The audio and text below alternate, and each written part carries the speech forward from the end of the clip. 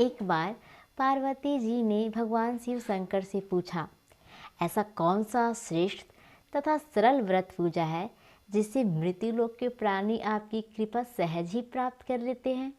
उत्तर में शिव जी ने पार्वती को शिवरात्रि के व्रत का विधान बताकर यह कथा सुनाई। एक बार चित्रभानु नाम का एक शिकारी था। पशुओं की हत्या करके अपने कुटुंब को पालता था।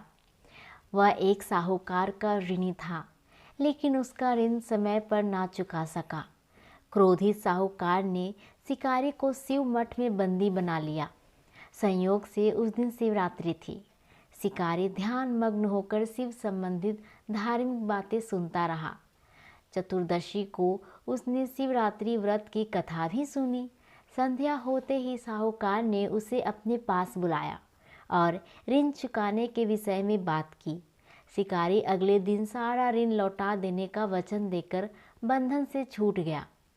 अपनी दिनचर्या की भांति वह जंगल में शिकार के लिए निकला, लेकिन दिन भर बंदी गृह में रहने के कारण भूख प्यास से व्याकुल था।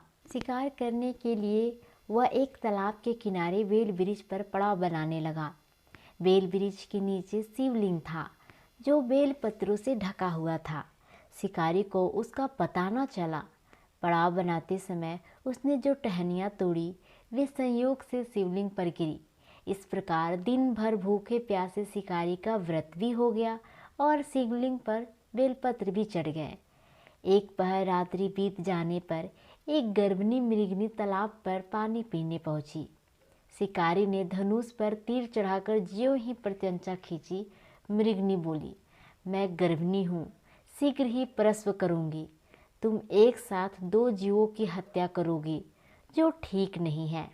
मैं बच्चे को जन्म देकर शीघ्र ही तुम्हारे समक्ष प्रस्तुत हो जाऊंगी, तब मार लेना। शिकारी ने प्रत्यंचा ढीली कर दी और मृग जंगली झाड़ियों में लुप्त हो गई। कुछ ही देर बाद एक और मृगनी उधर से निकली। शिकारी की प्रसन्नता का ठिकाना न रहा। समीप आने पर उसने धनुष पर बाण चढ़ाया। तब उसे देखकर मृगनी ने विनम्रता पूर्वक निवेदन किया, हे पार्थी, मैं थोड़ी देर पहले ऋतु से निर्वित हुई हूँ।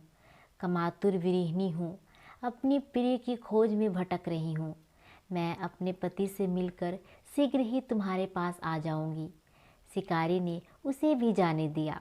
2 बार शिकार को खोकर उसका माथा ठनका। वह चिंता में पड़ गया। रात्रि का आखिरी पहर बीत रहा था। तभी एक अन्य मृगनी अपने बच्चों के साथ उधर से निकली। शिकारी के लिए यह एक स्वर्णीय अवसर था। उसने धनुष पर तीर चढ़ाने में देर नहीं लगाई। वह तीर छोड़ने ही वाला था कि मृगनी बोली, हे पार्थी, मैं इन बच्चों को इनके पिता के हवाले कर लौट आऊँगी। इस समय मुझे जाने दो। शिकारी हंसा और बोला, सामने आए शिकार को छोड़ दूँ? मैं ऐसा मूर्ख नहीं। इससे पहले मैं 2 बार अपना शिकार खो चुका हूँ। मेरे बच्चे भूख प्यास से तड़प रहे होंगे। उत्तर में मृगनी ने फिर कहा, जैसे तुम्हें अपने बच्चों की ममता सता रही है, ठीक वैसे ही मुझे भी। इसीलिए सिर्फ बच्चों के नाम पर मैं थोड़ी देर के लिए जीवन दान मांग रही हूँ। हे पार्थी, मेरा विश्वास कर, मैं इन्हें इनके पिता के पास छोड़कर तुरंत लौटने की प्रतिज्ञा करती हूँ। मृगनी का दीन स्वर सुनकर शिकारी को उस पर दया आ गई। उसने उस मृगनी को भी जाने दिया। शिकार के अभाव में बेल वृक्ष पर बैठकर शिकारी बेल पत्र तोड़ तोड़ कर नीचे फेंकता जा रहा था। पाँव फटने को हुई तो एक हिष्ट पुष्ट मृग उसी रास्ते पर आया। शिकारी ने सोच लिया कि इसका शिकार वह अवश्य करेगा। शिकारी की तनी प्रत्यंचा देखकर मृग विनीत स्वर में बोला, हे पार्थी भाई, यदि तुमने मुझसे पूर्व आने वाली 3 मृगियों को तथा छोटे छोटे बच्चों को मार डाला है, तो मुझे भी मारने में विलम्ब ना करो, ताकि मुझे उनके वियोग में एक क्षण भी दुख ना सहना पड़े। मैं उन तीनों मृगनियों का पति हूँ। यदि तुमने उन्हें जीवन दान दिया है, तो मुझे भी कुछ क्षण का जीवन देने की कृपा करो। मैं उनसे मिलकर तुम्हारे समक्ष उपस्थित हो जाऊंगा। मृग की बात सुनते ही शिकारी के सामने पूरी रात की घटना चक्र घूम गया। उसने सारी कथा मृग को सुना दी।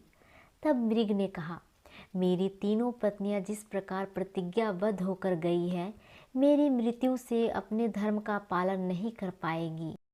अतः जैसे तुमने उन्हें विश्वास पात्र मानकर छोड़ा है, वैसे ही मुझे भी जाने दो। मैं उन सबके साथ तुम्हारे सामने शीघ्र ही उपस्थित होता हूँ। उपवास, रात्रि जागरण तथा शिवलिंग बल बेल पत्र चढ़ने से शिकारी का हिंसक हृदय निर्मल हो गया था। उसमें भगवत शक्ति का वास हो गया था। धनुष तथा बाण उसके हाथ से सहज ही छूट गया। भगवान शिव की अनुकंपा से हिंसक हृदय करुणिक भाव से भर गया। वह अपने अतीत के कर्मों को याद करके पश्चाताप की ज्वाला में जलने लगा। थोड़ी ही देर बाद वह मृग सपरिवार शिकारी के समक्ष उपस्थित हो गया ताकि वह उनका शिकार कर सके।